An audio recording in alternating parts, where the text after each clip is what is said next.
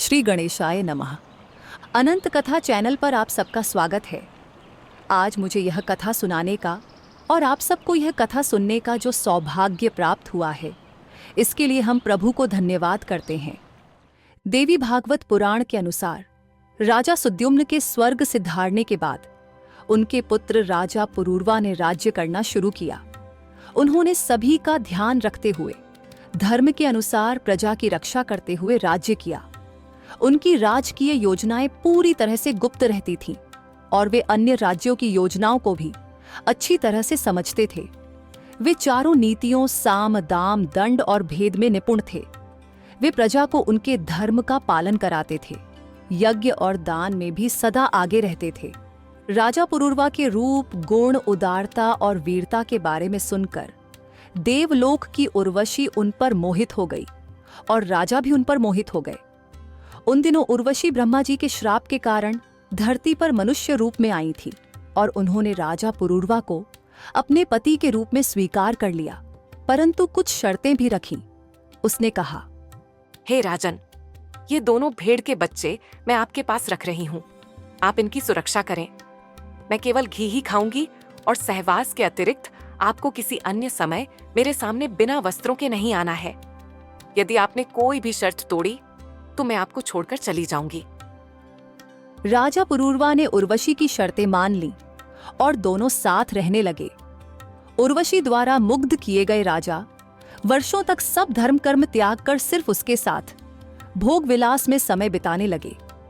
वे उर्वशी के बिना एक पल भी नहीं रह सकते थे। इस प्रकार जब कई वर्ष बीत गए, तब इंद्रदेव ने अपनी सभा में उर्वशी की अनुपस्थिति देखी और गंधर्वों से कारण पूछकर उनको आदेश दिया कि वे भेड़ों को चुराकर उर्वशी को वापस लेकर आएं। गंधर्वों ने रात के अंधेरे में राजा पुरूरवा की भेड़ों को चुरा लिया, जिससे भेड़ें जोर से चिल्लाने लगीं। उनकी आवाज सुनते ही उर्वशी ने राजा से कहा, हे राजा, मेरी पहली शर्त टूट गई। पुत्र के समान मेरे प्रिय भेड़ों को चोरों ने चुरा लिया और आप घर में बस सो रहे हैं। आप वीर नहीं, नपुंसक हैं।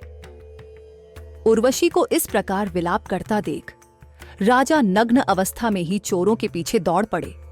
उस समय गंधर्वों ने आकाश में बिजली चमकाई, जिससे उर्वशी ने राजा को नग्न अवस्था में देख लिया। गंधर्वों ने उन दोनों भेड़ों को वहीं मार्ग में छोड़ दिया और वहां से भाग गए। थके हुए एवं नग्न राजा भेड़ों को वापस ले आए और देखा कि उर्वशी उन्हें छोड़कर जा चुकी थी। इससे राजा बहुत दुखी हुए और विलाप करने लगे। व्याकुल, लाचार, काम से मोहित और केवल उर्वशी से आसक्त चित्त वाले राजा शोक करते हुए देश देश में भ्रमण करने लगे। इस प्रकार भ्रमण करते हुए राजा ने उर्वशी को कुरुक्षेत्र में देखा। उसे देखते ही राजा ने कहा, हे प्रिय, ठहरो, मुझे मत छोड़ो। मैं अब भी तुम्हारे प्यार के वश में हूं। मैं तुम्हारे बिना नहीं रह सकता। जिससे तुमने इतना प्रेम किया था, जिसे तुम यहां तक खींच लाई, वह आज यहीं गिर पड़ेगा और इसे भेड़िए और कौए खा जाएंगे। इस प्रकार राजा दुखी होकर विलाप कर रहे थे। राजा की ऐसी अवस्था देखकर उर्वशी ने कहा, हे राजन, आप मूर्ख हैं। आपका ज्ञान कहाँ चला गया? अप्सराएं कभी किसी एक की नहीं होती। अब आप अपने घर जाइए और सुख भोगिए। लेकिन उर्वशी के समझाने पर भी राजा कुछ नहीं समझ पाए। अपनी इच्छा से चलने वाली उस अप्सरा के प्यार में जकड़े रहने के कारण राजा को अपार दुख प्राप्त हुआ। जय माता दी।